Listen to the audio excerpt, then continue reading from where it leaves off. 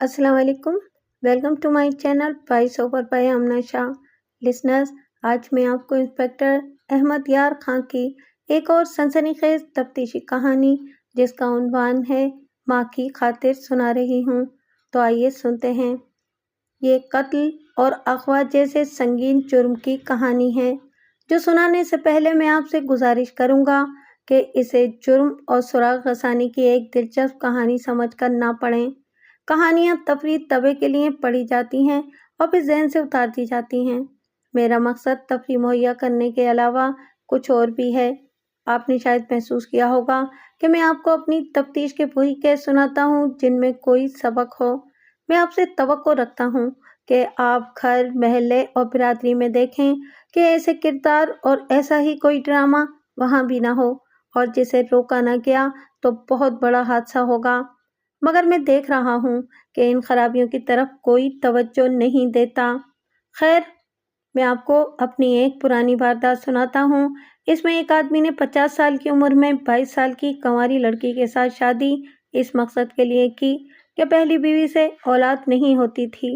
ये भी एक गाँव-नुमा कस्बे की वारदात है। मैं यहाँ के थाने का इंचार्ज था। मज़ाफ़ाती देहात भी मेरे थाने में आते थे। एक सुबह रिपोर्ट आई कि कस्बे के एक घर में एक आदमी रात को मर गया है। इसकी उम्र 50 साल बताई गई।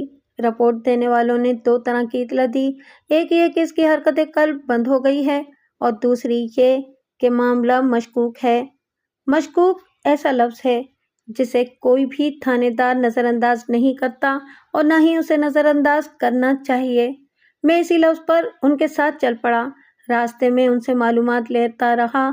मरने वाला घर में अकेला था और सहन में सोया हुआ था। आधी रात से ज़रा पहले बीवी घर आई तो उसने देखा कि वो मरा हुआ है।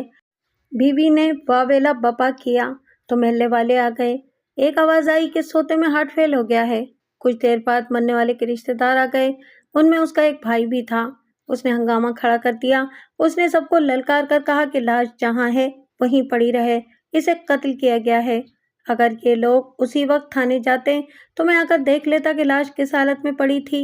लाश की पोजीशन से मालूम किया जा सकता था कि मरने वाला सुकून से सोते में मर गया है या मरने से पहले तड़पता रहा है, या उसे कहीं और कत्ल करके लाश चारपाई पर फेंकी गई है। अब मुझे अंधेरे में सुई तलाश करनी थी। मैंने जब रिपोर्ट देने वालों में इख्तिलाफ देखा तो मुझे यकीन हो गया कि कुछ गड़बड़ ज़रूर है। मैंने सबसे पहले तो जहन में ये बिठा लिया कि कौन क्या कहता है। सब इकट्ठे ही बोल रहे थे। मैंने इन्हें रोका नहीं, किसी से कोई सवाल न पूछा ताकि कोई चौकस और चौकन्ना न हो जाए। इन्हें बोलने का मौका दिया और मैं हर एक चेहरा और अल्फाज जहन में बिठाता रहा। रात को थाने रिपोर्ट न करने की वजह यही थी कि ये लोग आपस में लड़ते झगड़ते रहे थे। मैंने लाश देखी, चारपाई पर बरामदे में पड़ी थी। मौत इसी चारपाई पर वाक़ हुई थी। उस वक्त यानी रात के वक्त चारपाई सहन में थी। खामिद को मुर्दा हालत में सबसे पहले उसकी बीवी ने देखा था। मैंने सबको वहां से हटाकर लाश का चेहरा, बाजू, हाथ और पाँव देखे, नाखून देखे और मैंने मान लिया कि हरकत कल्ब बंद होने का केस नहीं। लाश के होंठ और नाखून नीले हो गए थे। हाथ और पाँव पर भी नीलाहट थी। होंठों से थोड़ी सी झाग भी निकली थी। ये सांस रोककर मारने की निशानियां थीं।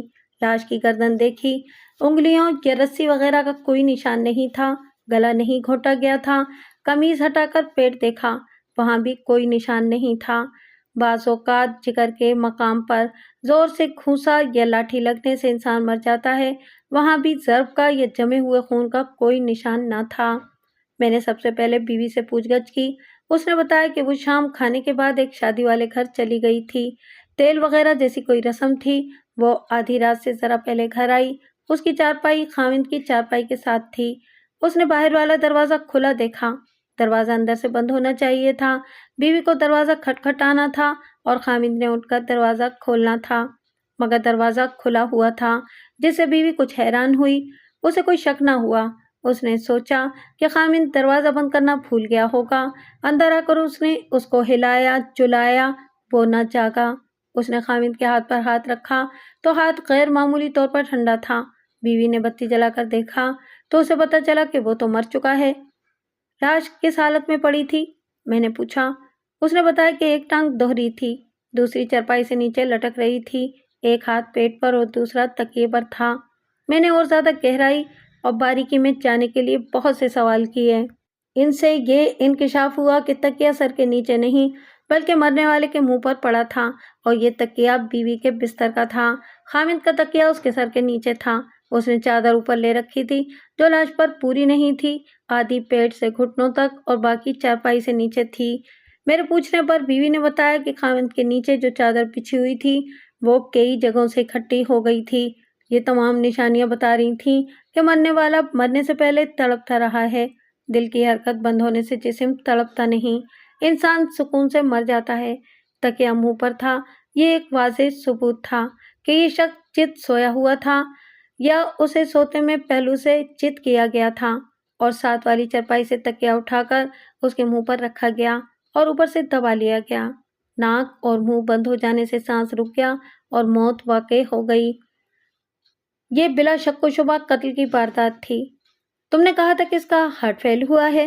میں نے اس کی بیوی سے کہا۔ کیا اسے دل کی کوئی تکلیف تھی؟ کبھی دل کا دورہ پڑا تھا؟ کبھی نہیں، اس نے جواب دیا۔ پھر تمہارے ذہن میں یہ خیال کیوں آیا کہ اس کا ہارٹ فیل ہوا ہے؟ اس کے علاوہ اور کوئی وجہ نہیں ہو سکتی، اس نے جواب دیا۔ کیا تمہارا خامد منہ پر تکیہ رکھنے کا عادی تھا؟ میں نے کہا۔ بعض لوگ سوتے وقت تکیہ نیچے سے نکال کر ماتھے اور سر پر رکھ لیا کرتے ہیں۔ اس نے ایسا کبھی نہیں کیا تھا۔ گھر میں اور کوئی نہیں تھا؟ کوئی بھی نہیں۔ بچے کہاں ہیں؟ بچے ہیں ہی نہیں، اس نے جواب دیا۔ کیوں؟ اس عورت کی عمر 45 اور 50 کے درمیان تھی اور اس کے خامد کی عمر 50 سال سے ایک آدھ سال اوپر یا کم۔ اس عورت نے یہ نیا انکشاف کیا کہ صرف ایک مہینے پہلے اس کے خامد نے 22 سال کی عمر کی ایک لڑکی کے ساتھ شادی کی ہے۔ اس انکشاف نے مجھے چونکا دیا۔ میں نے لاش پوسٹ مارٹم کے لیے بھجوانے کا انتظام کرایا۔ اس عورت کو، جسے اب میں پہلی بیوی کہوں گا، کمرے میں بٹھائے رکھا۔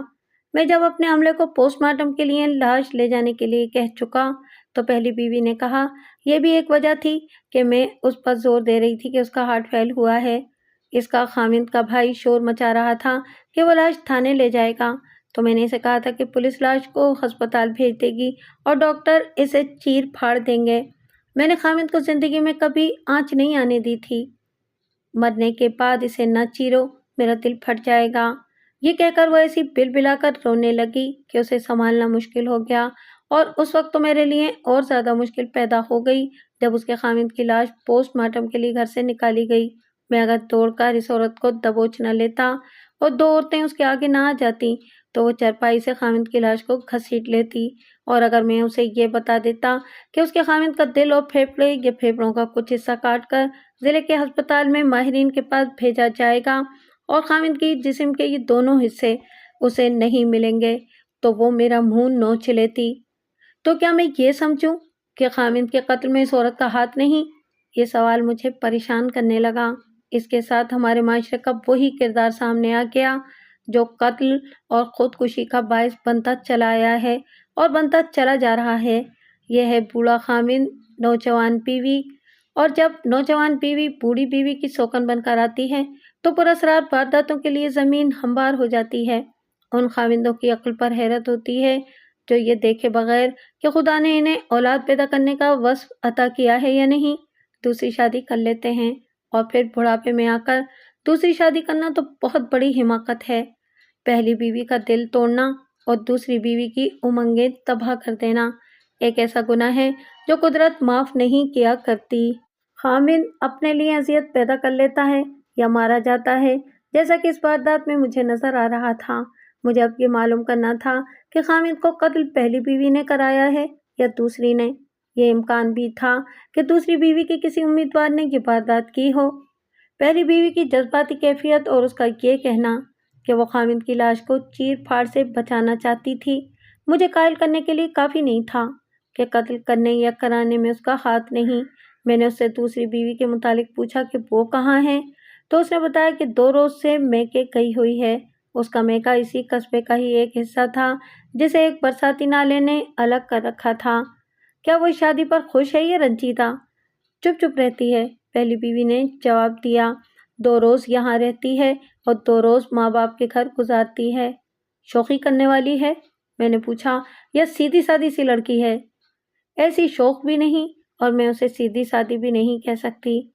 اسے خامد کی موت کی اطلاع مل چکی ہوگی؟ میں نے کہا۔ وہ آ گئی ہوگی۔ اس کے ماں باپ اور دوسرے رشتہ دار صبح سویرے آ گئے تھے، پہلی بیوی نے جواب دیا، لیکن وہ نہیں آئی۔ میں نے رات کو ہی اطلاع بھجوا دی تھی۔ میں بہت حیران ہوا کہ خامد کی موت کی اطلاع پر نہیں آئی۔ میں نے پہلی بیوی سے کہا کہ اندر جا کر دیکھے، وہ ضرور آئی ہوگی۔ اس نے واپس آ کر بتایا کہ وہ نہیں آئی۔ میرا شک پختہ ہونے لگا۔ میں نے پہلی بیوی کو باہر بھیج کر دوسری بیوی کے باپ کو بلا لیا۔ اس سے پوچھا کہ اس کی بیٹی کیوں نہیں آئی۔ اس کے چہرے پر جو رنگ آئے اور گئے اور جس طرح وہ سر سے پاؤں تک کانپنے لگا، وہ میں الفاظ میں بیان نہیں کر سکتا۔ وہ صرف بے ہوش نہیں ہوا، باقی کوئی کسر نہیں رہ گئی تھی۔ طرح طرح کی باتیں کر کے میں نے اسے سنبھالا دیا۔ کچھ دیر بعد اس نے بتایا کہ اس کی بیٹی گزشتہ رات سے لاپتہ ہے۔ وہ اسے ادھر ادھر دیکھتے رہے۔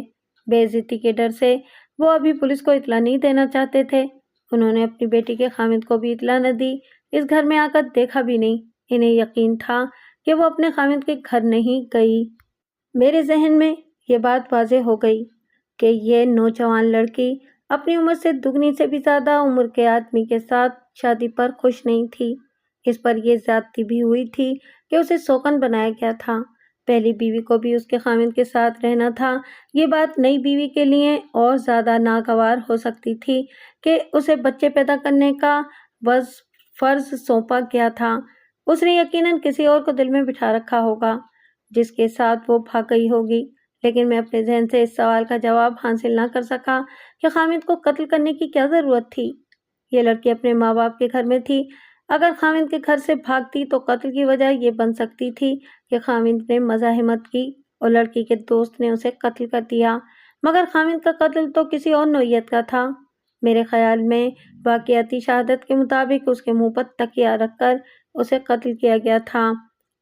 شاید یہ وجہ ہو سکتی تھی کہ لڑکی جس کے ساتھ بھاگی ہے، اس نے سوچا ہوگا کہ شادی شدہ لڑکی کے ساتھ خامد کی زندگی میں شادی جائز نہیں ہوگی اور طلاق تو لی نہیں جا سکتی، اس لیے قتل ضروری سمجھا گیا۔ مجھے اپنی یہ دلیل خاصی کمزور لگی، تاہم یہ سوال میرے ذہن میں تڑپنے لگا کہ لڑکی اپنے گھر سے بھاگی تو خامد کو اس کے گھر میں قتل کرنا کیوں ضروری تھا۔ ایک سوال یہ بھی سامنے آیا کہ کیا لڑکی کو اغوا کیا گیا ہے اور خامد کو انتقاماً قتل کیا گیا ہے؟ اس صورت میں لڑکی کے رشتے کے امیدوار ایک یا ایک سے زیادہ ہوں گے۔ مجرم کوئی ان میں سے ہو سکتا تھا۔ میں نے اس کے باپ سے پوچھا کہ وہ گھر سے زیورات اور نقدی لے گئی ہوگی۔ باپ نے قسمیں کھا کر کہا کہ اس کی بیٹی ایسی نہیں تھی، وہ کچھ بھی لے کر نہیں گئی تھی۔ شام کا کھانا کھانے کے بعد اس نے کہا اپنی ایک سہیلی کا نام لے کر کہ اس کے گھر جا رہی ہے۔ سہیلی کا گھر آبادی سے باہر کی طرف ہے۔ وہ چلی گئی، بہت دیر تک نہ آئی تو ماں اسے لینے گئی۔ معلوم ہوا کہ وہ اس کے گھر تو گئی ہی نہیں۔ اس کی دو اور بھی سہیلیاں ہیں، ان سے پتہ کیا، وہ وہاں بھی نہیں گئی تھی۔ میں نے اس لڑکی یعنی کہ دوسری بیوی کی ماں کو بلا لیا، باپ کو باہر بھیج دیا۔ کوئی باپ اپنی بیٹی کے چال چلن کو برا نہیں کہتا۔ بعض باپ اپنی بیٹیوں کی ذاتی سرگرمیوں اور میل ملاپ سے واقف بھی نہیں ہوتے۔ مائیں بیٹیوں کی رازدار ہوتی ہیں۔ میں نے ماں سے پوچھا کہ اس کی سہیلیوں میں سے کتنی اس کی بہت گہری سہیلیاں تھیں جن کے گھروں میں وہ بہت زیادہ جاتی تھی۔ ماں نے ایک تو یہ بتائی جس کے گھر وہ یہ کہہ کر گئی تھی کہ جا رہی ہے، اس کے علاوہ ایک اور تھی۔ میں نے پوچھا کہ ان میں سے کسی کے یا دونوں کے جوان بھائی ہیں؟ اس نے بتایا کہ ایک سہیلی کے 2 بھائی جوان ہیں، ایک شادی شدہ ہے اور دوسرا غیر شادی شدہ، اور دوسرے کے بھائی چھوٹے ہیں۔ تم جب رات اس سہیلی کے گھر اپنی بیٹی کے متعلق پوچھنے گئیں تو اس کے دونوں بھائی گھر میں موجود تھے؟ میں نے پوچھا۔ دونوں موجود تھے، اس نے جواب دیا۔ اگر تم چاہتی ہو کہ تمہاری بیٹی تمہیں واپس مل جائے تو مجھے وہ سب کچھ بتا دو جو تمہارے دل میں ہے۔ میں نے اسے کہا۔ وہ کسے پسند کرتی تھی؟ میں کچھ بھی نہیں جانتی، اس نے بڑے ہی اداس لہجے میں جواب دیا۔ کبھی ایسا شک بھی نہیں ہوا تھا کہ اس کی کسی کے ساتھ خفیہ ملاقات ہے، وہ ایسی تھی بھی نہیں۔ اس کے ساتھ یہ زیادتی تم نے کی ہے یا تمہارے خامد نے کہ اسے سوکن بنا کر اس کے باپ کی عمر کے آدمی کے حوالے کر دیا؟ ہم نے سوچا تھا کہ وہ امیر کبیر آدمی ہے، اس نے جواب دیا۔ اتنا بڑا مکان ہے، بیٹی سکھی رہے گی، اولاد ہونے کی صورت میں وہ گھر کی مالکہ بن سکتی تھی، مگر وہ کسی اور کے گھر کی مالکہ بننا چاہتی تھی۔ میں نے کہا مجھے وہ آدمی بتاؤ۔ اس نے اس سوال کا جواب دینے کی بجائے پوچھا، آپ کا کیا خیال ہے کہ قتل میں میری بیٹی کا بھی نام آتا ہے؟ ضروری نہیں، میں نے کہا، اور اس کے دل سے خوف نکالنے کے لیے کہا، تمہاری بیٹی اپنے گھر سے گئی ہے، خاوند کو قتل کرنے کی کوئی ضرورت نہیں تھی۔ مجھے ڈر ہے کہ تمہاری بیٹی کو کوئی اغوا کر کے لے گیا ہے۔ تم یہ بتاؤ کہ اس کے رشتے کے لیے تم لوگوں نے آنے والوں کو جواب دیا ہوگا، ان میں کوئی اتنا دلیر ہے جس نے یہ انتقامی کارروائی کی ہو؟ اس نے ذہن پر زور دے کر جواب دیا، ان میں سے کوئی ایک بھی اتنا دلیر نہیں۔ اس سے چند اور باتیں پوچھیں اور اسے فارغ کر دیا۔ یہ ابتدائی کارروائی تھی، مجھے یہ دیکھنا تھا کہ اس ڈرامے میں کون کیا ہے۔ میں صحن میں گیا اور مکان کا جائزہ لیا۔ قاتل باہر سے آیا ہوگا۔ پہلی بیوی نے کہا تھا کہ وہ شادی والے گھر چلی گئی تھی۔ گھر کا دروازہ اندر سے بند ہونا چاہیے تھا، لیکن کھلا ہوا تھا۔ میں نے فرض کیا کہ دروازہ اندر سے بند تھا۔ اس صورت میں قاتل کس طرف سے اندر آ سکتا تھا؟ کوٹھے پر نظر جانے سے پہلے میری نظر صحن کی دیوار پر پڑی۔ اس طرف باہر کشادہ گلی تھی۔ دیوار پر اندر کی طرف سے سفیدی کی گئی تھی۔ دیوار پر مجھے ایک صاف نشان نظر آیا۔ یہ ننگے پاؤں کی انگلیوں کی رگڑ ہو سکتی تھی، اور یہ میرا وہم بھی ہو سکتا تھا۔ مجھے اب وہم اور افسانے میں سے حقیقت نکالنی تھی۔ یہ نشان غور سے دیکھا تازہ معلوم ہوتا تھا۔ دیوار کی بلندی 7 فٹ کے لگ بھگ تھی، اوپر سے گولائی میں نہیں بلکہ چپٹی تھی۔ میز منگوا کر میز پر کھڑا ہو گیا۔ اوپر گرد کی موٹی تہہ تھی، ایک جگہ سے گرد صاف تھی۔ اس کے دائیں بائیں ایسے نشان بڑے صاف تھے جیسے باہر سے کوئی اوپر آیا اور وہاں اس نے ہاتھ رکھے۔ دیوار پر جا کر میں باہر کو کود گیا۔ ادھر بھی کچھ عرصہ پرانی سفیدی تھی اور وہاں اوپر چڑھنے کے صاف نشان تھے۔ باہر ایک جگہ ہاتھ ڈالنے کی ذرا سی جگہ تھی۔ پاؤں کی رگڑ کے نشان واضح تھے، پاؤں ننگے معلوم ہوتے تھے۔ گلی کچی تھی، دیوار کے ساتھ ننگے پاؤں کے نشان تھے اور جوتوں کے بھی۔ ایک نشان تو بہت ہی واضح تھا، دیوار کے ساتھ پاؤں کے نشانات کے قریب بجھے ہوئے سگریٹ کا ٹکڑا پڑا تھا، جس کے جلتے ہوئے سرے کو رگڑ کر بجھایا گیا تھا۔ دیوار پر سیاہ نشان تھا، جس کے متعلق کوئی شک نہیں تھا کہ یہاں سگریٹ بجھایا گیا ہے۔ میں اور ہر تھانے دار مجرموں کی عادات اور نفسیات سے واقف ہوتا ہے۔ میں نے سگریٹ کا ٹکڑا اٹھا کر سونگھا، اس میں چرس ملی ہوئی تھی۔ اپنے ہیڈ کانسٹیبل کو دیا، اس نے بھی سونگھ کر کہا کہ چرس ہے۔ چرس ثابت کرتی تھی کہ اگر یہی آدمی دیوار پھاند کر اندر گیا ہے اور قتل کی واردات کی ہے تو یہ کوئی عادی مجرم ہے۔ آج کل تو پتہ چلا ہے کہ کالجوں کے لڑکے اور لڑکیاں بھی چرس پیتی ہیں۔ اس زمانے میں چرس صرف جرائم پیشہ لوگ یا ملنگ وغیرہ بہت ہی گھٹیا درجے کے لوگ پیتے تھے۔ یہ سوچا ہی نہیں جا سکتا تھا کہ یہاں دیوار کے ساتھ اچھے خاندانوں کے لڑکے بیٹھ کر چرس پیتے رہے ہوں۔ میں نے سگریٹ اپنے پاس رکھ لیا۔ مجھے یہ یقین ہو گیا کہ قاتل کرائے کا ہے اور پیشہ ور ہے۔ 7 فٹ کی دیوار پھلانگنا بھی پیشہ ور کا کام تھا۔ اس نے اندر جا کر مقتول کے منہ پر تکیہ رکھا اور اسے مار کر دروازہ اندر سے کھولا اور باہر نکل گیا۔ پہلی بیوی نے کہا تھا کہ دروازہ اندر سے بند ہونا چاہیے تھا، لیکن کھلا ہوا تھا۔ یہ قاتل نے کھولا تھا۔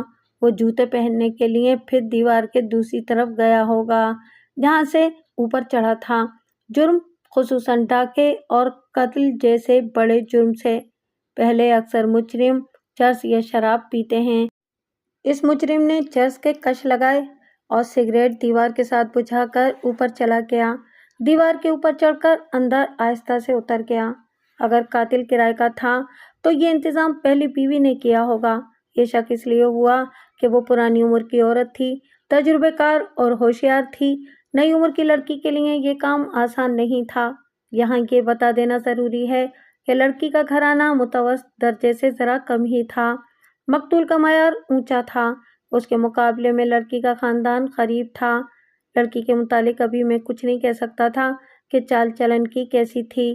یہ رائے میں نے ضرور قائم کر لی تھی کہ عورت ذات جب انتقامی کارروائی پر اتر آتی ہے تو کمرے میں بند کی ہوئی بلی کی طرح ایسا جوابی حملہ کرتی ہے کہ انسان دنگ رہ جاتا ہے۔ بات ذرا کھلتی آ رہی تھی۔ میں نے ان 2 آدمیوں کو معلوم کر کے الگ کر لیا جو پہلی بیوی کے واویلے پر اس کے گھر میں آئے تھے۔ انہوں نے بتایا کہ آدھی رات سے ذرا پہلے انہیں پڑوس میں اس عورت کی چیخ و پکار سنائی دی۔ دونوں ایک دوسرے کے پیچھے آ گئے۔ انہوں نے یہ دیکھا کہ پہلی بیوی اپنا سینہ پیٹ رہی تھی۔ لاش کے منہ پر تکیہ نہیں تھا۔ جو پہلی بیوی نے اٹھا کر دوسری چارپائی پر رکھ دیا ہوگا۔ لاش کی پوزیشن انہوں نے وہی بتائی جو پہلی بیوی بتا چکی تھی۔ بیوی نے انہیں بتایا کہ وہ شادی کے گھر سے آئی تو خاوند کو اس حالت میں دیکھا۔ ان آدمیوں نے لاش کو اپنی عقل کے مطابق دیکھا، گردن بھی دیکھی، جسم بھی دیکھا، انہیں کہیں بھی ضرب یا زخم نظر نہ آیا۔ بیوی نے کہا کہ اس کا ہارٹ فیل ہو گیا ہوگا۔ انہوں نے کوئی شک نہ کیا، لاش کو سیدھی کی اور چارپائی اٹھا کر برآمدے میں کر دی۔ پھر محلے کی عورتیں آنے لگیں، چند اور مرد آ گئے تھے جو عورتوں کو دیکھ کر باہر چلے گئے۔ ان دو آدمیوں میں ایک مجھے خاصا سیانہ لگا۔ میں نے اس سے پوچھا کہ اس کا تجربہ کیا کہتا ہے، یہ حرکت قلب بند ہونے کا کیس ہے یا قتل کا؟ اس نے جواب دیا، میں اس وجہ سے اسے دل کی حرکت بند ہونے کا کیس سمجھا تھا کہ 50 سال کی عمر میں 22 سال کی لڑکی کے ساتھ شادی کرنا اور جس بیوی نے 30 سال غلاموں کی طرح ساتھ نبھایا اس کے ساتھ شرمندگی کی حالت میں رہنا دل کی حرکت بند کرنے کے لیے کافی ہوتا ہے۔ مقتول شریف آدمی تھا، بدمعاش آدمی بہت کچھ برداشت کر لیتے ہیں۔ چونکہ یہ گھرانے مسلمانوں کے تھے، پردہ تھا، اس لیے مرد عورتوں کے متعلق وہی رائے دیتے تھے جو ان کی عورتیں انہیں بتاتی تھیں۔ ان دونوں نے اپنی عورتوں کی زبانی بتایا کہ دوسری بیوی غریب گھرانے کی ہے، خوبصورت ہے، چالاک نہیں۔ پہلی بیوی زیادہ عمر کی وجہ سے تجربہ کار ہے، لیکن یہ نہیں کہا جا سکتا کہ وہ اتنا بڑا جرم کر سکتی ہے۔ وہ اتنی ہوشیار نہیں، اپنی قسمت کا رونا روتی ہے کہ اس کے اولاد نہ ہوئی۔ اس نے کسی سے شکایت نہ کی کہ اس کے خاوند نے دوسری شادی کر لی ہے۔ یہ بھی سنا گیا ہے کہ اپنے خاوند کو ہر وقت اداس دیکھ کر اس نے اسے بخوشی دوسری شادی کی اجازت دی تھی۔ ان سے بہت سی معلومات لے کر میں نے اپنی ضرورت کے آدمی جمع کیے اور انہیں تھانے چلنے کو کہا۔ ان میں پہلی بیوی کے 2 بھائی تھے، مقتول کا ایک بھائی، دوسری بیوی کا باپ، اور محلے کے یہ 2 آدمی تھے جو پہلی بیوی کے شور پر پہنچے تھے۔ ان سے تو ادھر ادھر کی ضروری معلومات لینی تھیں، صحیح اطلاعیں لانے کے لیے مخبروں کو استعمال کرنا تھا، اور ان میں 2 عورتیں تھیں۔ تھانے میں جا کے میں نے ذرا سکون سے سوچا تو سب سے پہلے دل سے یہ دعا نکلی کہ یہ موت قدرتی نکلے اور پوسٹ مارٹم رپورٹ ثابت کر دے کہ یہ قتل نہیں، مرنے والے نے خود ہی تکیہ اپنے منہ پر رکھ لیا ہوگا جس نے سوتے میں اس کا سانس روک دیا۔ اس کے بعد میرے دماغ میں یہ خیال آیا کہ پہلی بیوی کے لیے قتل کا یہ جواز ہو سکتا ہے کہ جائیداد خاوند کے نام پر ہوگی، اور اس عورت کو یہ خطرہ محسوس ہوا ہوگا کہ وہ نئی نویلی دلہن کے جال میں آ کر جائیداد اس کے نام کر دے گا۔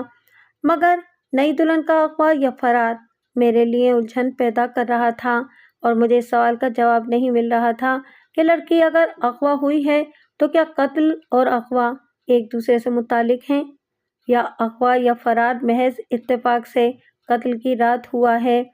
تفتیش میں بعض اوقات یوں بھی ہوتا ہے کہ بچہ بغل میں اور ڈھنڈورا شہر میں والی بات ہو جاتی ہے، اور مجھ جیسے مغز پھرے تھانے دار سارے تھانے کی حدود یعنی کہ اپنے تمام تر علاقے کی خاک چھانتے اور ہر مشتبہ کے لیے قیامت کھڑی کیے رکھتے ہیں۔ مگر ایسی خوش نصیبی کبھی کبھی دیکھنے میں آتی ہے۔ میں نے تفتیش کی انسانی مشینری کو خوب مشق کرا رکھی تھی، ادھر واردات ہوتی تھی، ادھر میرے سرکاری اور غیر سرکاری مخبر اپنی اپنی ڈیوٹی سنبھال لیتے تھے۔ ان میں زیادہ تر افراد خفیہ تھے جن کے متعلق ان کے عزیز دوست اور قریبی رشتہ دار بھی نہیں جانتے تھے کہ یہ کتنے خطرناک لوگ ہیں۔ اس کیس میں مجھے ان کا خصوصی استعمال کرنا تھا۔ میں نے انہیں بلایا اور دونوں مخبر عورتوں کو بھی بلایا۔ مجھے پوسٹ مارٹم رپورٹ کا انتظار تھا، اس میں معمول سے زیادہ وقت لگ گیا۔ رپورٹ شام کو آئی۔ ڈاکٹر نے لکھا تھا کہ حرکت قلب بند ہونے سے موت واقع نہیں ہوئی، سانس رکنے سے ہوئی ہے۔ ڈاکٹر یہ تو نہیں لکھ سکتا تھا کہ کسی نے اس کی ناک اور منہ پر سرہانہ رکھ کر اوپر سے دبائے رکھا حتیٰ کہ وہ مر گیا۔ اس کیس میں سانس رکنے سے مراد قتل تھا۔ ڈاکٹر نے مزید تصدیق کے لیے مقتول کا دل اور پھیپھڑوں کا کچھ حصہ اور غالباً اندر کے 1-2 اور اعضاء نکال کر ضلع یا صوبے کے ماہرین کو بھجوا دیے تھے۔ میرے لیے معاملہ صاف تھا، یہ واردات قتل کی واردات تھی۔ میں نے دونوں مخبر عورتوں سے کہا کہ وہ مقتول کی پہلی بیوی کے متعلق معلومات حاصل کریں اور دوسری بیوی کے متعلق تفصیل سے معلوم کریں کہ چال چلن کی کیسی تھی، اس کا کسی کے ساتھ دوستانہ تھا، کسی کے ساتھ چوری چھپے میل ملاپ تھا، اور کیا وہ کسی کے ساتھ بھاگ گئی ہے یا اغوا ہوئی ہے۔ دوسرے مخبروں کو بھی ضروری ہدایات دیں اور رخصت کر دیا۔ رات کو میں نے تفتیش جاری رکھی۔ دوسری بیوی کے باپ سے پوچھا کہ وہ لڑکی کی گمشدگی کی رپورٹ درج کرانا چاہتا ہے یا اسے یقین ہے کہ وہ اپنی مرضی سے کسی کے ساتھ چلی گئی ہے۔ اس بیچارے کی حالت تو ایسی تھی کہ منہ کھول کر مجھے دیکھتا رہا، بولا کچھ بھی نہیں۔ مجھے بہرحال اس لڑکی کو ڈھونڈنا تھا کیونکہ خامند کے قتل کے ساتھ اس کا گہرا تعلق تھا، خاک گواہ کی حیثیت سے ہی صحیح۔ میں نے اس کی گمشدگی کی رپورٹ درج نہ کی، اس کے باپ پر ہر زاویے سے حملہ کیا، اسے بہت چکر دیے، مگر مجھے اس سوال کا جواب نہ ملا کہ اس کی بیٹی کی گمشدگی اغوا ہے یا فرار۔ مجھے یہ یقین ہو گیا تھا کہ باپ کچھ چھپا نہیں رہا تھا۔ اس نے تو یہ بھی نہ چھپایا کہ اس نے اپنی بیٹی کا رشتہ 5,000 روپے نقد لے کر مقتول کو دیا تھا۔ اس دور کا 5,000 آج کے 40,000 روپے کے برابر تھا۔ باپ نے خدا کے نام پر اپنی بیٹی بیچی تھی اور اب ایسی اذیت میں مبتلا تھا کہ اس کے منہ سے بات ہی نہیں نکلتی تھی اور اس کے ہوش ٹھکانے نہیں تھے۔ میں نے مقتول کے بھائی کو اپنے پاس بٹھایا اور پوچھا کہ اس نے لاش دیکھ کر ہی کیوں کہہ دیا تھا کہ اس کا ہارٹ فیل نہیں ہوا، اسے قتل کیا گیا ہے۔ میرے بھائی نے جب دوسری شادی کا دن مقرر کر دیا تو اس کے پہلی بیوی کے بھائی نے مجھے کہا تھا کہ میں بھائی کو دوسری شادی سے منع کروں۔ اس نے جواب دیا۔ میں نے اسے کہا کہ میں اسے منع کر چکا ہوں مگر وہ نہیں مانتا۔ میں نے جھوٹ نہیں بولا تھا۔ میرے بھائی نے جب سے دوسری شادی کا فیصلہ کیا تھا میں اس کی مخالفت کر رہا تھا۔ میں اسے کہہ رہا تھا کہ 50 سال تمہاری عمر ہو گئی ہے، نوجوان لڑکی معلوم نہیں تمہیں دل سے قبول کرے یا نہ کرے، کئی خرابیاں پیدا ہوتی ہیں، لیکن وہ نہیں مانا۔ اس کے دماغ پر اولاد سوار تھی، کہتا تھا کہ اتنا بڑا مکان اور اتنی بڑی دکان ہے، کون سنبھالے گا، بیوی کے بھائی کھا جائیں گے۔ میں نے اس سے یہ بھی کہا کہ خدا نے تمہیں لڑکا دے بھی دیا تو تم تو اس کے لڑکپن میں ہی بوڑھے ہو کر مر چکے ہوگے، ہم میں سے بھی کوئی نہ ہوگا تو اس لڑکے کا بنے گا کیا۔ ایسی اور بہت سی باتیں اسے سمجھائیں، لیکن اس غریب باپ نے میرے بھائی کو اپنی کنواری بیٹی دے دی۔ اس کے بعد میرے بھائی کی پہلی بیوی کے بھائی نے مجھے غصے سے کہا کہ بھائی کو شادی سے منع کر دو ورنہ تم سب پچھتاؤ گے۔ میں بھی غصے میں آ گیا، آپس میں بہت بک بک ہوئی۔ وہ طبیعت کا ذرا کڑوا اور تیز ہے۔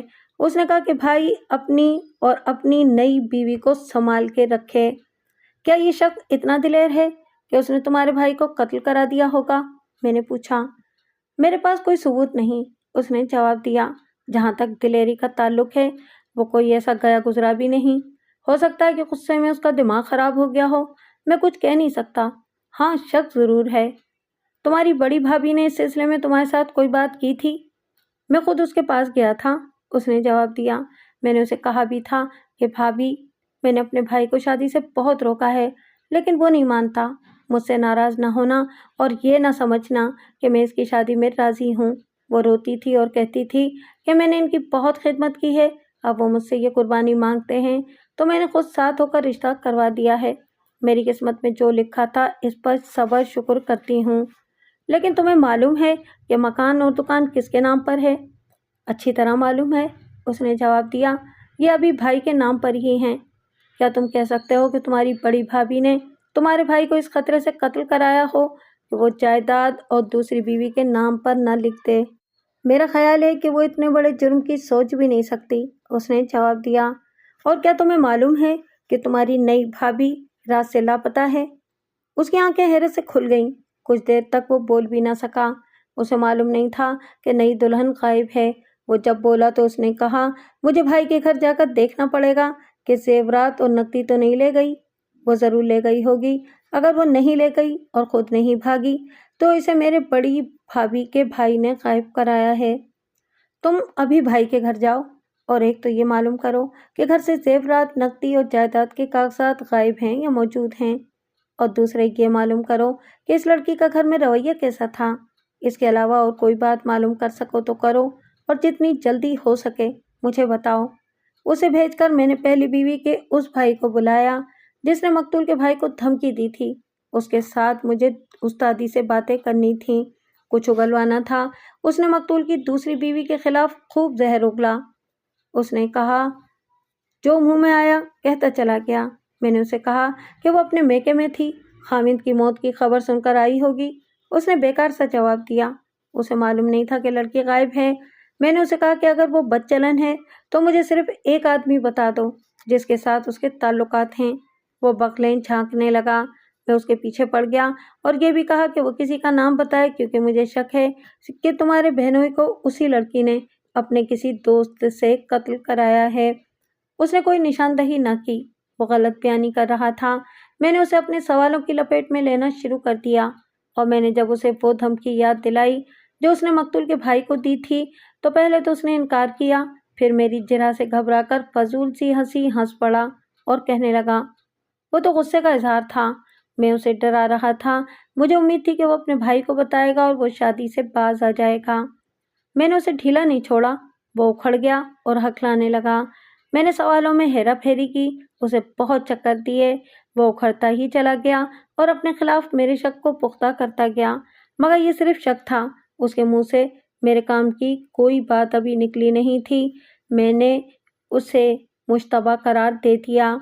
पहली बीवी का एक भाई और भी था, उसे बुलाया।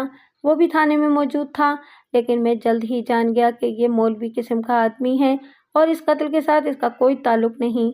मैंने इसे और उन सबको जिन्हें मैंने थाने बिठाए रखा था घरों को जाने की इजाज़त दे दी। पहली बीवी के एक भाई को हिरासत में तो ना लिया, थाने में ही सुलाने का इंतज़ाम कर दिया। इसे मैं गिरफ्तार नहीं कर सकता था और छोड़ भी नहीं सकता था। मैंने भी छुट्टी की। शाम को थाने में आते ही मैंने एएसआई और हेड कांस्टेबल से कह दिया था कि शहर और इर्द गिर्द के जुराइम पेशा और सजा याफ्ता अफराद को थाने में बुला लें और थाने के इलाके के नंबरदारों और चौकीदारों से भी कह दें कि एक लड़की का ध्यान रखें जो शहर से अगवा या फरार हुई है।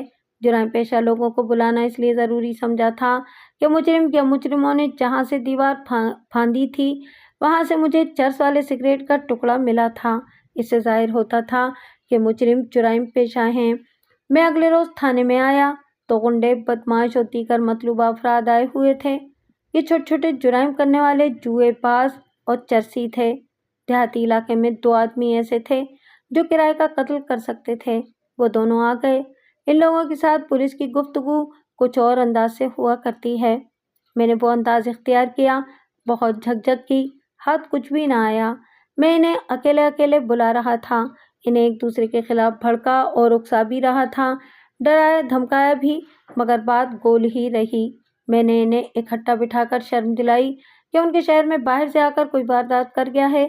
मैंने इन्हें बताया था कि ये कत्ल उजरत पर किया गया है और शहर की एक लड़की भी निकल गई है जिसके मुतालिक अभी मालूम नहीं कि अगवा हुई है या अपनी मर्जी से गई है। मैंने कहा कि अगर अगवा हुई है तो तुम सब पर लानत है। जुराइम पेशा अफराद एक दूसरे के सामने पुलिस को कोई बात नहीं बताते, इस तरह वो बदनाम हो जाते हैं। उनके हम पेशा साथी कहते हैं कि ये मुखबिरी करते हैं। दिलचस्प बात यह है कि मुखबिरी करते सभी हैं। मैंने इन्हें एक बार फिर अकेले अकेले अंदर बुलाया और एक ही सवाल पूछा, बाहर से कौन आया था? मेरा मतलब था कि बाहर का कोई जुराइम पेशा शहर में देखा गया होगा। सिर्फ एक ने कहा, आसी आया था। मैं आसी को नहीं जानता था।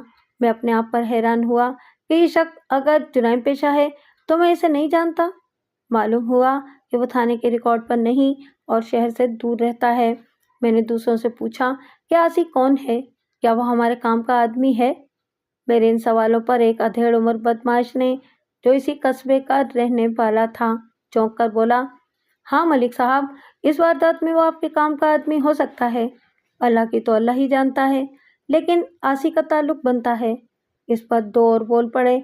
मालूम हुआ कि वारदात वाली रात से 1 रोज़ पहले आसी को शहर में देखा गया था और जब उन्होंने मुझे बताया कि आसी कौन है तो ऐसे लगा जैसे इन लोगों ने मेरे जिस्म के साथ बिजली के नंगे तार लगा दिए हों। उन्होंने बताया कि आसी मकतूल की पहली बीवी के पहले खामिंद का बेटा है। उसका नाम आसिफ अली था और उसे आसी कहते थे। मुझे बताया गया कि मकतूल की पहली बीवी की पहले किसी और से शादी हुई थी। उसका एक बेटा पैदा हुआ जो ये आसी था। ये 4-5 साल का हुआ तो उसका बाप मर गया। उसकी माँ की उम्र अभी 22-23 साल ही हुई थी। बिरादरी ने इसकी शादी मकतूल के साथ कर दी। आसी आवारा हो गया और लड़कपन में बुरी बैठक में चला गया। वहाँ से वापस न हुआ। नौजवानी तक वो उस्तादों के पास पहुँच चुका था। कत्ल की इस वारदात के वक्त वो एक गिरोह के साथ था, लेकिन इन लोगों ने बताया कि आसी अकेले वारदात करने के काबिल नहीं हुआ। गिरोह के लिए मुखबिरी करता और हर तरह की मदद करता है। یہ بھی بتایا گیا کہ وہ شہر میں کبھی کبھی آتا ہے، ماں سے، ماموں سے اور کسی رشتہ دار سے نہیں ملتا، برادری اسے دھتکار چکی ہے۔ یہ انکشاف میرے لیے بڑا قیمتی تھا۔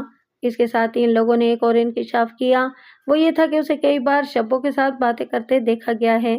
اس موقع پر ایک نے بتایا کہ پرسوں یعنی قتل کی رات سے پہلے دن اسے شبوں کے ساتھ باتیں کرتے دیکھا گیا تھا۔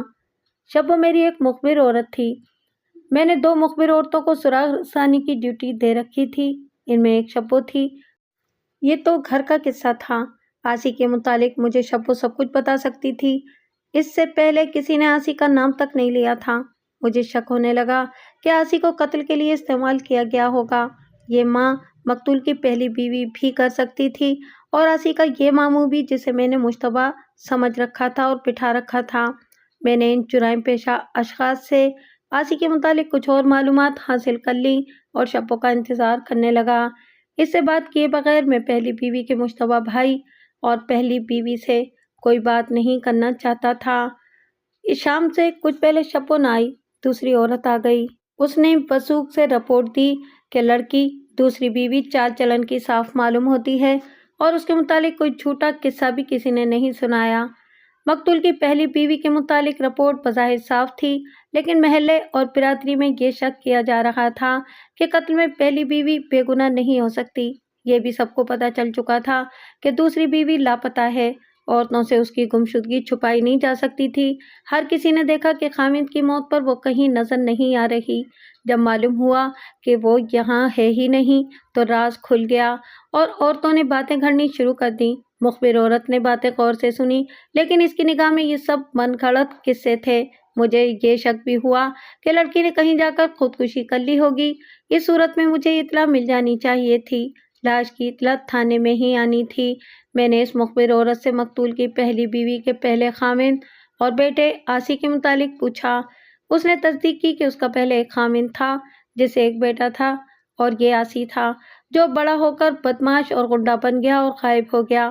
اس عورت نے کہا کہ میں نے 2-3 دفعہ اسے شہر میں دیکھا ہے، لیکن میری اس کے ساتھ کوئی بات چیت نہیں ہوئی۔ شبو سے اچھی طرح جانتی ہے۔ اتنے میں مقتول کا بھائی آ گیا۔ اسے میں نے کہا تھا کہ مقتول کے گھر جا کر معلوم کرے کہ زیورات وغیرہ غائب ہیں یا نہیں۔ اس نے بتایا کہ ایک بھی چیز غائب نہیں، بلکہ دوسری بیوی کے زیورات کی بھی کچھ چیزیں گھر میں موجود ہیں۔ میں نے آسی کے متعلق اس سے پوچھا، اس نے بھی تصدیق کی اور یہ بھی بتایا کہ مقتول آسی کو بالکل پسند نہیں کرتا تھا۔ قتل سے بہت عرصہ پہلے کی بات ہے کہ آسی اپنی ماں سے ملنے آیا تھا۔ مقتول نے اسے بہت برا بھلا کہا اور اسے گھر میں بیٹھنے بھی نہیں دیا تھا۔ اس وقت اتفاق سے یہ بھائی مقتول کے گھر میں موجود تھا۔ پہلی بیوی آسی کی ماں بہت روئی تھی۔ کیا یہ ممکن ہو سکتا ہے کہ قتل میں آسی کا ہاتھ ہو؟ میں نے پوچھا۔ میں کچھ کہہ نہیں سکتا، اس نے جواب دیا۔ مجھے یہ بھی معلوم نہیں کہ وہ غنڈہ گردی اور بدمعاشی کرتا ہے یا نہیں، یا کہیں نوکری چاکری کرتا ہے۔ یہ بتا سکتا ہوں کہ کبھی کبھار ماں سے ملنے آتا ہے۔ اس کی ماں کے بھائی بھی اسے منہ نہیں لگاتے۔ پھر شبو بھی آ گئی۔ میں اسے الگ لے گیا۔ اسے فوراً نہیں کہا کہ وہ آسی کو جانتی ہے اور اس کے متعلق کچھ بتائے۔ مخبر عورتیں اور مرد بے شک پولیس کے لوگ ہوتے ہیں، لیکن عقل والے تھانے دار ان کی ہر رپورٹ کو سچ نہیں مان لیا کرتے، کیونکہ یہ لوگ صاف چال چلن کے نہیں ہوتے۔ بعض جرائم پیشہ منہ مانگے پیسے دے کر ان کے منہ بند کر دیتے ہیں اور ان کی زبان سے پولیس کو گمراہ کراتے ہیں۔ پولیس کے لیے مخبر کا وجود ضروری ہوتا ہے، لیکن مشکوک بھی۔ میں نے پہلے شبو کی رپورٹ سنی۔ اس نے دوسری بیوی کے متعلق جو رپورٹ دی وہ اس سے مختلف تھی جو مجھے دوسری مخبر عورت دے چکی تھی۔ اس نے بتایا کہ لڑکی چال باز ہے، شادی سے پہلے صاف نہیں تھی، وہ اپنی مرضی سے گئی ہے۔ شبو نے اپنی رپورٹ صحیح ثابت کرنے کے لیے بہت سے زبانی ثبوت پیش کیے اور مجھے شک میں ڈال دیا۔ اس نے یہ بھی کہا کہ مقتول کے ساتھ شادی کر کے یہ لڑکی 2-3 روز خاوند کے پاس رہتی تھی اور 2-3 روز ماں باپ کے گھر۔ میں نے اس کی بات مان لی، کیونکہ یہی بات مجھے مقتول کی پہلی بیوی بتا چکی تھی۔ شبو نے لڑکی کے متعلق چند ایک غلیظ باتیں بھی کیں۔ شبو، میں نے پوچھا، یہ آسی کون ہے؟ آسی؟ اس نے حیران ہو کر جواب دیا، کون آسی؟ میں تو کسی آسی کو نہیں جانتی۔ مگر میں جانتا ہوں، میں نے کہا اور شبو کے چہرے کو غور سے دیکھا۔ وہ بہت ہی چالاک عورت تھی۔ وہ گھبرائی تو نہیں، لیکن میں نے اس کے چہرے کے رنگ کی تبدیلی دیکھ لی۔ میں اس سے کچھ زیادہ ہی چالاک تھا۔ اس نے مجھے نمایاں شک میں ڈال دیا۔ میں نے ذرا محتاط ہو کر اس سے بات کی۔ میں اسے جانتا ہوں شبو، سنا ہے کہ وہ مقتول کی بیوی کا پہلی شادی سے بیٹا ہے۔ مجھے اس کے متعلق اس سے زیادہ کچھ بھی معلوم نہیں۔ تمہیں کچھ علم ہو تو بتاؤ۔ ہاں، یاد آ گیا، اس نے بڑے اطمینان سے کہا۔ میں نے اسے عرصہ ہوا دیکھا تھا، کبھی خیال نہ کیا کہاں چلا گیا ہے۔ اتنا یاد ہے کہ اس عورت کا ایک بیٹا ہوا کرتا تھا۔ آج آپ سے پتہ چلتا ہے کہ اس کا نام آسی تھا۔ اس نے اس موضوع کو گول کرنے کے لیے دوسری باتیں شروع کر دیں۔ ٹھہرو شبو، میں نے اسے روک دیا اور کہا، تم نے مقتول کی دوسری بیوی کے چال چلن کے متعلق جو رپورٹ دی ہے وہ ایسی ہے کہ مجھے ان لوگوں سے بھی پوچھنا پڑے گا جنہوں نے تمہیں بتایا ہے کہ لڑکی چال باز ہے اور شادی سے پہلے صاف نہیں تھی۔ مجھے 2-3 آدمی یا عورتیں بتا دو۔ وہ سب پولیس سے ڈرنے والے لوگ ہیں، اس نے کہا۔ میں ان کے نام بتا دوں گی، لیکن آئندہ میں ان لوگوں سے پھر کوئی بات معلوم نہیں کر سکوں گی۔ میرا اعتبار ٹوٹ جائے گا۔ میں نے شک کی بنا پر اس پر جرح شروع کر دی، لیکن ایسے انداز سے کہ اسے شک نہ ہو کہ میں اس پر شک کر رہا ہوں۔ میں بھولا اور انجان بن گیا اور اس کا انداز ایسا ہو گیا جیسے مجھے نہیں بلکہ کسی بچے کو کوئی بات سمجھا رہی ہو۔ اس سے میرا شک اور پختہ ہوتا گیا۔ شبو، میں نے مسکرا کر کہا، تم جو کچھ سوچ کر آئی تھیں وہ تم نے کہہ لیا ہے۔ آؤ اب کام کی باتیں کریں۔ یہ یاد کر لو کہ ایک آدمی قتل ہو گیا ہے اور ایک لڑکی لاپتہ ہے جو مقتول کی بیوی تھی۔ تم جانتی ہو کہ یہ معمولی چوری چکاری یا کسی کے لڑائی جھگڑے کی واردات نہیں۔ یہ بھی یاد کر لو کہ یہ علاقہ ہندوؤں کا ہے اور میں مسلمان ہوں۔ تم بھی مسلمان ہو۔ ہندوؤں کے دل میں میرے خلاف دشمنی ہے۔ اگر کوئی میرا سگا عزیز مشتبہ ہوگا تو میں اسے بھی نہیں بخشوں گا۔ تم اب ذرا دل کو صاف کر کے بات کرو۔ تم آسی کو نہ صرف جانتی ہو بلکہ کئی بار اس کے ساتھ تمہاری باتیں بھی ہوئی ہیں۔ جھوٹ بولنے سے پہلے سوچ لینا کہ یہ اطلاع مجھے تم جیسے مخبروں نے دی ہے۔ اس شہر میں مخبر بھی ہیں اور مجرم بھی ہیں، اور ان میں ایسے بھی ہیں جن کی نظریں تم سے بھی زیادہ گہری ہیں۔ وہ پریشان ہو گئی، لیکن عورت چالاک تھی، زبان کی استاد تھی۔ اس نے مجھے چکر دینے کی کوشش کی، پھر یہ کہا کہ مخبروں وغیرہ کے گروہ میں کچھ لوگ اس سے جلتے ہیں کیونکہ وہ ہر رپورٹ صحیح لاتی ہے۔ میں نے اب سیدھے سوال پھینکنے شروع کر دیے تھے۔ وہ رو پڑی۔ جو اداکاری تھی وہ مجھے الو نہیں بنا سکتی تھی۔ تم نے آخری بار آسی کو کب دیکھا تھا؟ میں نے کہا۔ سوچ سمجھ کر جواب دینا۔ اب تم مخبر نہیں، مشتبہ ہو۔ اس تھانے سے اب باہر نہیں جا سکو گی۔ بتاؤ تم نے اسے کب دیکھا تھا؟ کہہ تو رہی ہوں کہ اسے دیکھے ہوئے عرصہ ہو گیا ہے، اس نے مظلوموں کے لہجے میں جواب دیا۔ اور یہ عرصہ صرف 2 دن کا ہے، میں نے کہا۔ قتل اور اغوا سے پہلے وہ تمہیں ملا تھا۔ وہ ادھر ادھر دیکھنے لگی۔ اب وہ گھبرا رہی تھی۔ میں نے کہا، اگر وہ تمہیں ملا تھا تو چھپانے کی کیا ضرورت ہے؟ یہ کوئی جرم تو نہیں؟ اس کی چالاکی ختم ہو چکی تھی۔ ذرا سوچ کر بولی، راستے میں مل گیا تھا، کوئی خاص بات نہیں ہوئی، مجھے دیکھ کر رک گیا، خیر خیریت پوچھی اور چلا گیا۔ اس کا مطلب یہ ہے کہ تمہیں وہ اتنی اچھی طرح جانتا ہے کہ اس نے خیر خیریت پوچھنے کی ضرورت محسوس کی؟ میں نے کہا اور اسے مشورہ دیا، تم تھانے میں ہی رہو گی، ٹھنڈے دل سے سوچو اور اپنا دل کھول کر میرے آگے رکھ دینا۔ دیکھو شبو، ہم ایک دوسرے کی مدد کرتے ہیں تو بچوں کا پیٹ پالتے اور عزت کی زندگی بسر کرتے ہیں۔ تم نے میری اور میرے محکمے کی بہت خدمت کی ہے، میں تمہاری خدمت کروں گا، لیکن مجھے بچہ سمجھ کر چکر دینے کی کوشش نہ کرو۔ اس طرح کی کچھ اور باتیں کہہ کر اسے اپنے ہیڈ کانسٹیبل کے حوالے کر دیا۔ میں نے 3 افراد کو تھانے بلایا تھا، ایک مقتول کی دوسری بیوی کی ماں، اس کا باپ اور مقتول کی پہلی بیوی۔ یہ لوگ آ گئے تو میں نے دوسری بیوی کی ماں کو الگ کر کے دفتر میں بٹھا لیا۔ اس سے کہا کہ اچھی طرح یاد کر کے بتاؤ کہ جس شام اس کی بیٹی لاپتہ ہوئی اس روز یا اس سے 1-2 روز پہلے اس کے گھر کون کون سی عورت آئی تھی؟ میں نے یہ سوال اپنے تجربے کی بنا پر کیا تھا۔ لڑکیوں کے اغوا یا فرار میں بعض اوقات شبوں کی کماش کی عورتیں یہ کام کیا کرتی ہیں۔ وہ لڑکی کو جا کر پیغام دیتی ہیں، وقت اور جگہ بتاتی ہیں۔ اگر اغوا کرانا ہو تو انہیں کسی کا غلط پیغام دے کر ایسی جگہ پہنچا دیتی ہیں جہاں اغوا کرنے والے موجود ہوتے ہیں۔ میرے دماغ میں پہلے کی کچھ وارداتیں آ گئی تھیں جن کی روشنی میں میں نے سوچا تھا کہ مقتول کی دوسری بیوی کے اغوا یا فرار میں شبوں نے مدد دی ہوگی۔ لڑکی کی ماں نے سوچ سوچ کر بتانا شروع کیا۔ اس نے 3-4 عورتوں کے نام لیے، ان میں شبوں کا نام بھی تھا۔ مجھے اسی نام سے دلچسپی تھی، لہٰذا اسی کے متعلق پوچھنا شروع کر دیا۔ میں نے پوچھا کہ شبو اس کے گھر اکثر آتی جاتی ہے؟ اس نے بتایا کہ اسے وہ اتنا ہی جانتی ہے کہ اس کا خاوند چیچک سے اندھا ہو گیا تھا اور شبو محنت مزدوری کر کے گزارا کرتی ہے۔ شبو کو وہ غریب عورت سمجھتی تھی۔ میرے سوال کے جواب میں دوسری بیوی کی ماں نے بتایا کہ شبو ان کے گھر زیادہ نہیں آتی جاتی تھی، قتل کے روز آئی تھی اور اس سے 1-2 روز پہلے بھی آئی تھی۔ اس نے تمہاری بیٹی کے ساتھ الگ ہو کر کوئی بات کی تھی؟ میں نے پوچھا۔ وہ دراصل میری بیٹی کے پاس ہی بیٹھی رہی تھی، اس نے جواب دیا۔ میں کسی کام سے باہر نکل گئی تھی۔ تمہاری بیٹی جب شام کے بعد گھر سے نکلی تو تمہیں کیا بتا کر گئی تھی؟ میں نے کہا۔ اس نے جو کچھ کہا تھا وہ مجھے بتا دو۔ اس نے اپنی سہیلی کا نام لے کر کہا تھا کہ اس کے گھر جا رہی ہوں، اس نے جواب دیا۔ میں نے اسے کہا تھا کہ دن کے وقت جانا تھا، اس کے گھر کا راستہ اندھیرے میں ہے۔ میری بیٹی نے کہا کہ اس نے کسی ضروری بات کے لیے بلایا ہے۔ شبو نے آ کر کہا تھا کہ اس نے شام کے بعد بلایا ہے، وہ شاید اپنے رشتے کی کوئی بات کرنا چاہتی ہے۔ میں نے بیٹی سے کہا کہ جلدی آ جانا، کہو تو میں ساتھ چلتی ہوں، لیکن بیٹی نے ذرا غصے سے کہا کہ میں بچی تو نہیں، راستے میں ڈاکو تو نہیں بیٹھے۔ وہ چلی گئی اور میں پچھتا رہی ہوں کہ میں اس کے ساتھ کیوں نہ چلی گئی۔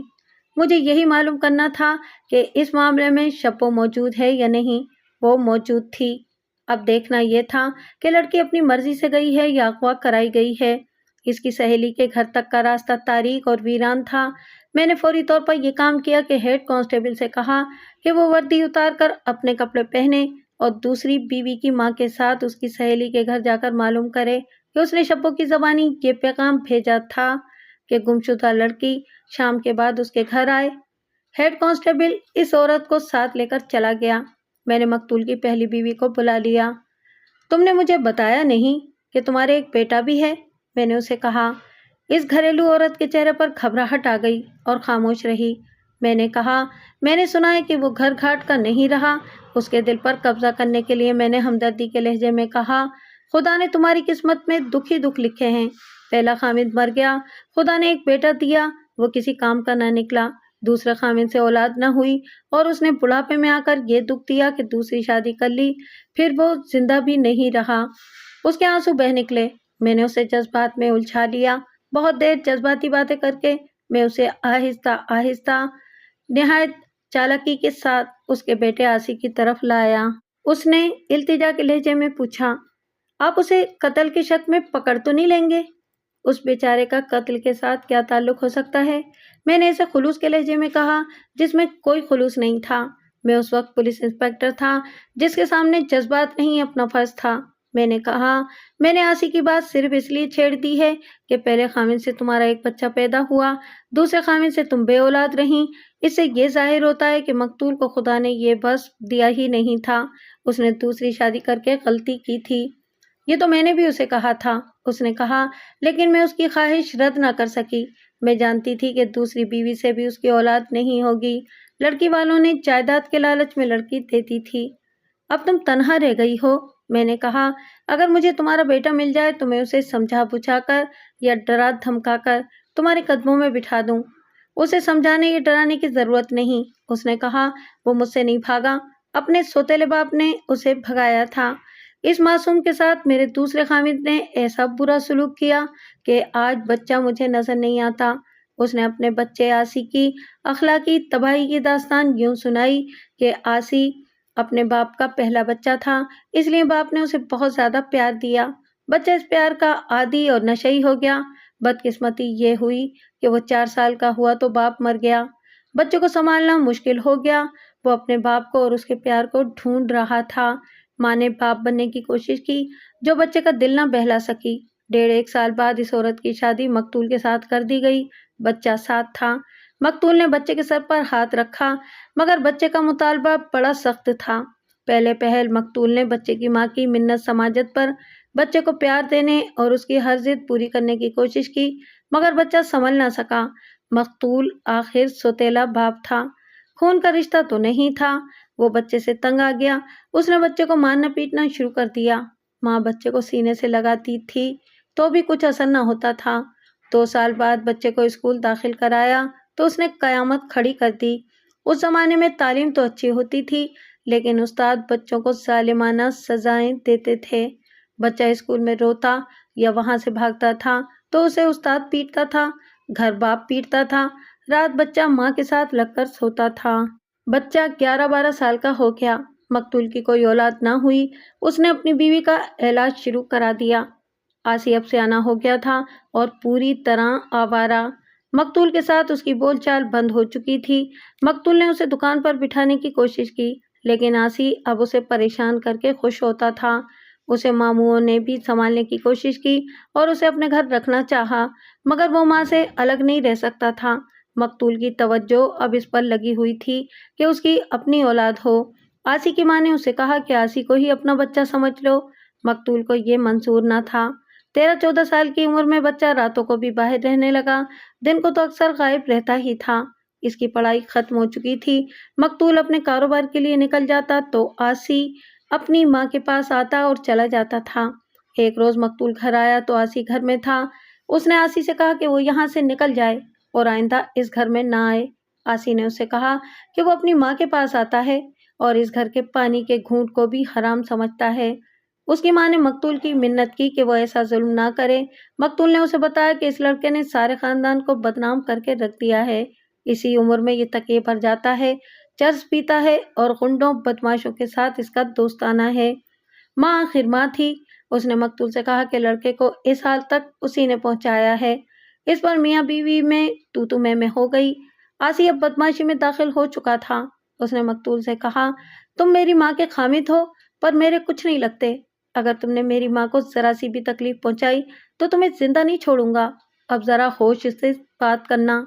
اور وہ اس گھر سے ہمیشہ کے لیے چلا گیا۔ ماں کو معلوم نہیں تھا کہ وہ کہاں گیا اور اب کہاں رہتا ہے۔ دوسرے تیسرے مہینے مقتول کی غیر حاضری میں ماں کے پاس آتا تھا، کچھ دیر اس کے پاس بیٹھتا تھا اور پوچھتا تھا کہ اسے خاوند کی طرف سے کوئی تکلیف تو نہیں۔ ایک روز وہ آیا تو ماں کے منہ سے اپنے خاوند کے خلاف کوئی شکایت نکل گئی۔ شام کو خاوند گھر آیا، آسی جا چکا تھا۔ خاوند نے آسی کی ماں کو بتایا کہ آسی دکان پر گیا تھا اور اسے مقتول کو کہہ گیا تھا کہ میری ماں کو تنگ کرتے ہو، اگر باز نہ آئے تو پچھتاؤ گے۔ مقتول اس سے ڈر گیا تھا۔ آسی کی ماں نے خاوند سے معافی مانگی اور گھر میں سکون رکھنے کی خاطر خاوند سے کہا کہ وہ آئندہ آسی کو گھر میں نہیں آنے دے گی۔ مقتول آسی سے اتنا ڈر گیا تھا کہ اس نے اپنی بیوی سے کہا کہ اسے گھر میں داخل ہونے سے نہ روکنا۔ اس کے بعد مقتول نے اپنی بیوی کے ساتھ کوئی بدسلوکی نہ کی۔ آسی دوسرے تیسرے مہینے آتا رہا۔ 2 بار وہ عید سے ایک روز پہلے آیا اور ماں کے لیے کپڑے بھی لایا۔ ماں اسے سینے سے لگا کر روتی اور پیار کرتی تھی اور اسے کہتی تھی کہ وہ شریفوں کی طرح رہے تو اسے اپنے ماموں اپنے ساتھ لگا لیں گے، مگر آسی شریفوں کی زندگی سے دور نکل گیا تھا۔ مقتول بے اولاد رہا۔ اس کی اور آسی کی ماں کی جوانی ڈھل گئی۔ آسی پوری طرح جوان ہو گیا۔ پھر وہ دن آیا کہ مقتول نے 50 سال کی عمر میں دوسری شادی کر لی۔ نئی بیوی کو آئے 3-4 دن گزرے تھے کہ آسی آ گیا۔ اب وہ 24 سال کی عمر کا جوان آدمی تھا۔ اس نے ماں سے کہا کہ اس کے خاوند نے اسے یعنی کہ اس کی ماں کو اس عمر میں آ کر دکھ دیا ہے جسے آسی برداشت نہیں کر سکتا۔ ماں نے اسے بہت سمجھایا کہ مقتول نے اس کی مرضی سے دوسری شادی کی ہے کیونکہ وہ اولاد چاہتا ہے۔ آسی ٹھنڈا نہ ہوا۔ اس نے نئی بیوی سے کہا، تم اگر اپنے ماں باپ کے پاس چلی جاؤ تو تمہارے لیے اچھا رہے گا۔ جب تک میری ماں زندہ ہے میں تمہیں یہاں نہیں دیکھ سکتا۔ اگر مجھے پتہ چل جاتا تو میں تمہارے ماں باپ کو روک دیتا، تم بے گناہ ماری جاؤ گی۔ نئی بیوی رو پڑی۔ اس نے کہا کہ اس میں اس کا کوئی قصور نہیں، اس نے تو اپنے ماں باپ کا حکم مانا ہے۔ آسی چلا گیا تو اس کی ماں نے نئی بیوی کی منت سماجت کی کہ وہ خاوند کو نہ بتائے کہ آسی آیا تھا اور یہ دھمکیاں دے گیا ہے، مگر آسی دکان پر چلا گیا اور مقتول کو بھی دھمکیاں دے آیا۔ مقتول بہت پریشان تھا۔ اس کے بعد میں نے آسی کو نہیں دیکھا۔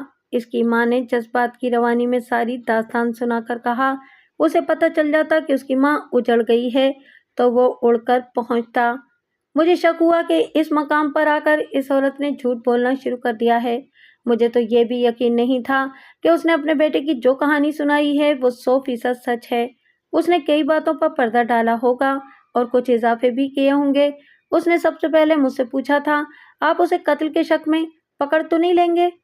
وہ آخر بڑی عمر کی عورت تھی، اس میں ممتا کے علاوہ اتنی عقل بھی تھی کہ اپنے بیٹے پر شک نہ ہونے دے۔ میرے دل میں شک پیدا ہو چکا تھا جو اس عورت نے پکا کرنا شروع کر دیا۔ مجھے معلوم ہو چکا تھا کہ آسی قتل سے ایک روز پہلے اور اس سے بھی پہلے شہر میں دیکھا گیا تھا۔ یہ ثبوت بھی مل چکا تھا کہ وہ شہر میں نہیں کہیں دور رہتا ہے۔ ماں کے ساتھ اس کا پیار بہت شدید تھا۔ میں نے ماں کا بیان بہت مختصر کر کے سنایا ہے۔ اگر تفصیل سے سناتا اور اس نے جو واقعات سنائے تھے وہ بھی سناتا تو آپ حیران رہ جاتے کہ ایسا آوارہ آدمی ماں کی کس طرح پوجا کرتا تھا۔ میں نے اندازہ کر لیا تھا کہ یہ آدمی اپنی ماں کی ذرا سی تکلیف پر کئی قتل کر سکتا تھا۔ میرے پیش نظر یہ بھی تھا کہ اس کے اندر ظلم اور اذیت کوٹ کوٹ کر بھری ہوئی تھی۔ وہ نفسیاتی مریض تھا، عادی مجرم، جن میں ڈاکو اور قاتل خاص طور پر قابل ذکر ہیں۔ انہی حالات کی پیداوار ہوتے ہیں جن میں آسی نے پرورش پائی تھی۔ وہ تہذیب اور تباہ کاری کے سوا اور کچھ سوچ ہی نہیں سکتا تھا۔ اس کے علاوہ وہ جرائم پیشہ گروہ کے ساتھ رہ کر جوان ہوا تھا اور چرس بھی پیتا تھا، جو کہ سوچنے سمجھنے کی صلاحیت کو ختم کر دیتی ہے۔ میں نے اس کی ماں سے تفتیش کے انداز سے پوچھ گچھ شروع کی تو میں نے صاف طور پر محسوس کیا کہ وہ غلط جواب دے رہی ہے۔ اس کے پاس جواب گول مول تھے اور بعض اس طرح ادھورے کہ آدھا جواب بیچ میں سے بڑبڑا کر غائب کر دیتی تھی۔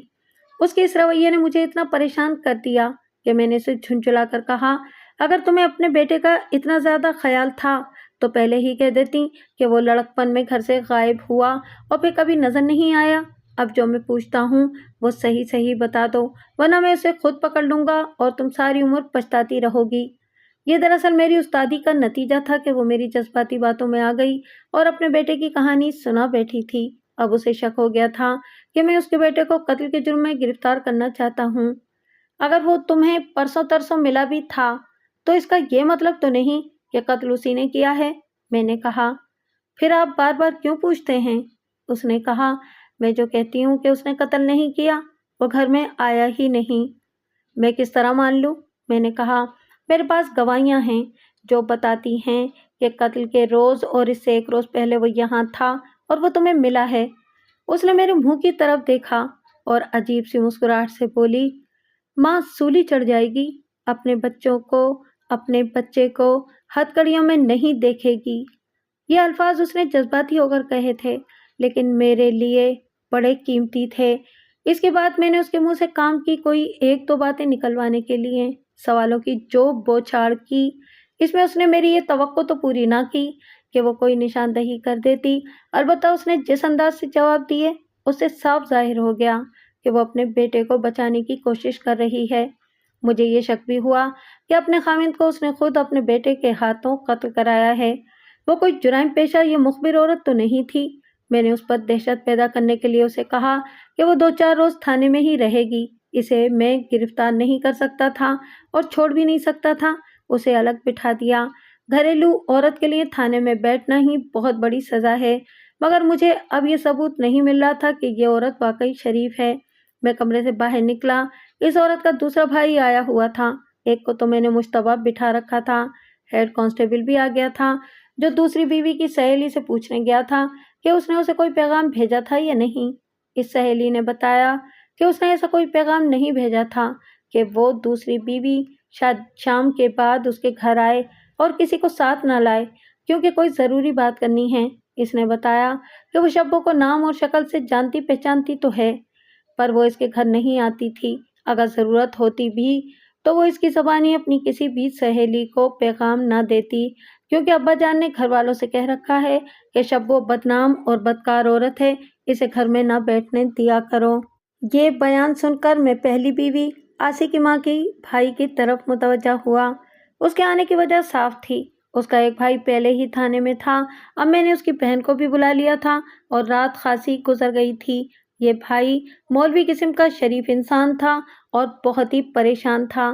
میں نے اسے بتایا کہ پریشان ہونے کی تو ضرورت نہیں، ان دونوں کو تفتیش کے سلسلے میں روکا ہوا ہے اور میں کہہ نہیں سکتا کہ کب تک روکے رکھوں گا۔ اس سے میں نے پوچھا کہ آسی کو اس نے پرسوں ترسوں یہاں دیکھا ہوگا؟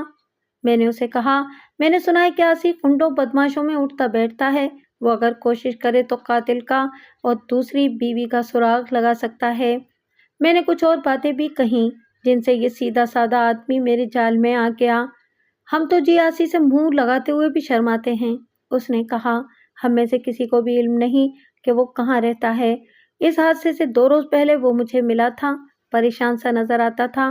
कहता था कि माँ की जिंदगी इस शख्स यानी कि मकतूल ने तबाह कर दी है। आसी ने मुझे भी लान तान की थी और कहा था कि तुम उसके 2 भाई हो और एक आदमी को नहीं संभाल सके।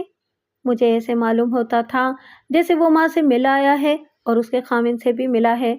मैंने उसे तसल्ली तशफ़ी देकर भेज दिया और उसके दूसरे भाई के पास गया जिसे मैंने मुश्तबा बिठा रखा था। उससे आसी के मुतालिक पूछा। उसने भी वही कहानी सुनाई जो मैं सुन चुका था। इस शख्स का दिमाग ठिकाने आ चुका था और वो मिन्नत समाजत पर उतर आया था।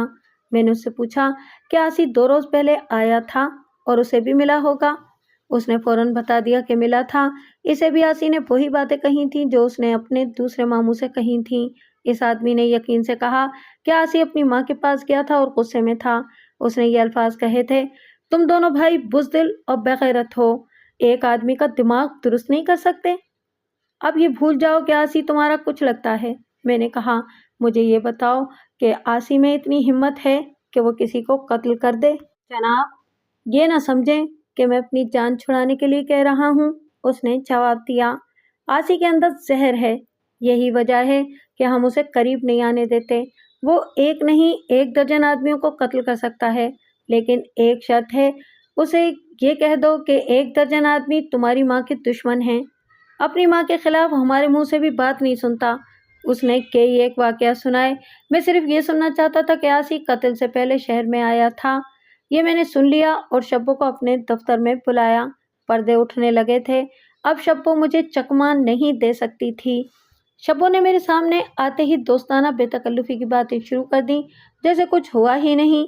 मैंने उसे मायूस नहीं किया। दोस्ताना बेतकल्लुफी से ही मैंने उससे पूछा, क्या नाम है उस लड़की का जिसका पैगाम लेकर तुम मकतूल की दूसरी बीवी के पास गई थीं? उसने जवाब तो न दिया। लाइल्मी के इज़हार के तौर पर चेहरे पर हैरत का तासुर पैदा करके मेरे मुंह की तरफ देखने लगी। मैंने हंसकर कहा, शब्बो, जाने दो, आओ अब काम की बातें करें। नाटक खेलना छोड़ दो। तुम अकेली कितने आदमियों को झुठलाओगी? अब मेरी तुम्हारी बातें होंगी। कहो, सुल्तानी गवाह बनती हो? इसका मतलब यह होगा कि मैं सारी वारदात में शामिल हूँ, उसने कहा। मैंने इससे ज्यादा कुछ भी नहीं किया कि लड़की को घर से बाहर निकालने की तरकीब की और उसे ऐसे रास्ते पर डाला था जहां उसे उठा ले जाने वाले मौजूद थे। आप मुझे गवाह नहीं बना सकते? वो मुझे और पुलिस को जानती थी और उसने देख लिया था कि अब उसका झूठ नंगा हो गया है और हेरा फेरी की गुंजाइश नहीं रही। वो मुझसे अब रहम और रियायत चाहती थी जो मैं देने की पोजीशन में नहीं था। आप अच्छी तरह जानते हैं मेरा पेशा क्या है और मैंने क्यों यह जलील पेशा इख्तियार किया था, उसने कहा। मैंने आपके लिए झूठ बोले हैं और आपका काम आसान किया है। अब आप मेरे अंधे खामिद पर रहम करें और मुझे इस चक्कर से निकालें। उसने जो कुछ कहा था ठीक कहा था। उसने मेरे लिए बहुत झूठ बोले थे। मुखबिरी और सुराग रसानी के लिए एक्टिंग भी करनी पड़ती है और झूठ भी बोलने पड़ते हैं। शब्बों का खामिद शादी के 6-7वें साल चेचक का शिकार हो गया। उसकी जान तो बच गई, दोनों आंखें ज़ाया हो गई थीं। उस वक्त उसके 2 बच्चे थे। ये शब्बों का कमाल था कि उसने बच्चों की रोजी अपने ज़िम्मे ले ली और जैसी कैसी मजदूरी मिली उसने कर ली और अपनी इज्जत की भी हिफाजत की। अब उसके 4 बच्चे थे और उम्र 30 साल से ज़्यादा हो गई थी। 4-1 साल से उसने मुखबिरी का काम संभाला था। इस काम में उसने महारत हासिल कर ली। बदनामी कुदरती बात है। इसकी चर्ब ज़बानी और एक्टिंग ने इसे बदनाम कर रखा था, लेकिन उसने अपने खामिद को धोखा नहीं दिया था। ये पहला मौका था कि उसने एक वारदात में मुजरिम को मदद दी और मुझे चक्कर देने की कोशिश की थी। उसने साफ बता दिया कि उधर से यानी कि मुजरिमों से उसे ज़्यादा रकम मिली थी।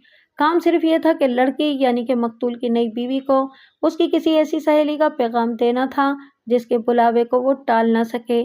शब्बों ने ये कमाल कर दिखाया कि पहले ये मालूम किया कि दूसरी बीवी की सबसे ज़्यादा अजीज सहेली कौन सी है। फिर उसने पैगाम ऐसा दिया कि लड़की शाम के बाद घर से निकल गई। लड़की को उठा ले जाने वाले 2 आदमी थे, एक आसी और एक उसका साथी। शब्बो आसी को जानती थी।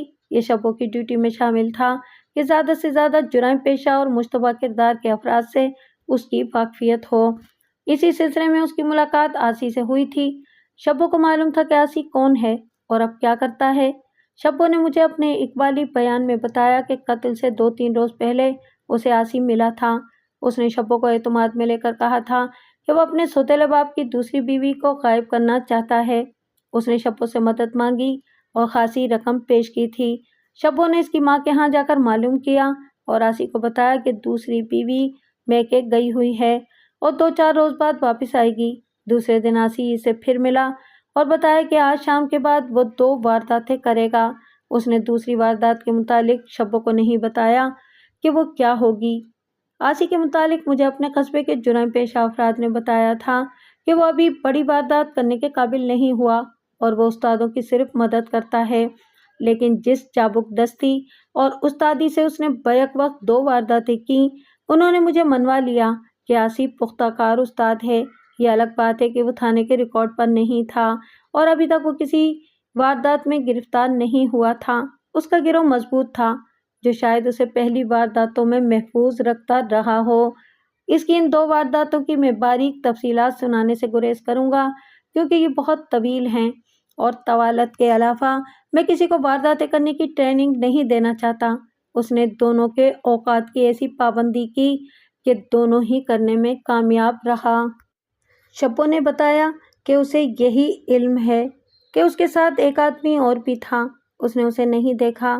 اس نے لڑکی کو اس کی سہیلی کا جھوٹا پیغام دیا جو اس قسم کا تھا کہ وہ کوئی ذاتی بات کرنا چاہتی ہے اور کہتی ہے کہ اکیلی آنا۔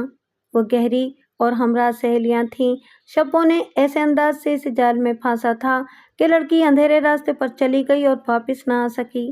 دوسرے دن شبو کو پتہ چلا کہ اس لڑکی کا 50 سالہ خامد بھی قتل ہو چکا ہے۔ اسے یاد آیا کہ آسی نے اسے کہا تھا کہ وہ 2 وارداتیں کرے گا۔ اسے یقین تھا کہ قتل بھی اسی نے کیا ہے۔ میں نے شبو کو جرح اور سوال در سوال کی چکی میں پیسنا شروع کیا۔